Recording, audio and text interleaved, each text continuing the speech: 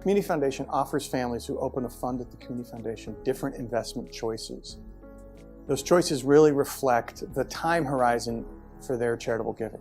One of the largest funds we have is what we call the flagship endowment, which is, as it sounds, an endowment fund for people who have created a fund here and really expect the fund to be used over a long period of time and maybe even be used by their children and grandchildren.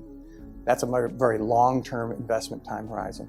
We then have some very short-term time horizons for families who have come but expect to give the assets in their fund away over the next couple of years and don't want to take a lot of risk on the investment side. I think it's really important when you're thinking about the investment strategy associated with funds that are intended for charitable giving to think about the time horizon that those assets need to fulfill. And that's really tied in with a few different things. Number one, if you have these assets put aside in either some type of a trust vehicle or directly with a donor-advised fund with a charity, you may have some intention in terms of the number of years that you want to dole those monies out. So if it's 2 years or 5 years, and you have a certain dollar amount you want to give out to various organizations during that time frame, you really need to align your asset allocation, which is really a fundamental issue when you're managing any assets, with fulfilling that time frame and that dollar amount.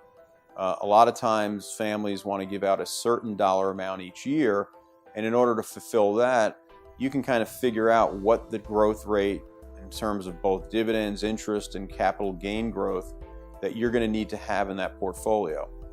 So based on several things, you can kind of create an asset allocation model that's going to be consistent with your giving intentions as well as the time frame involved.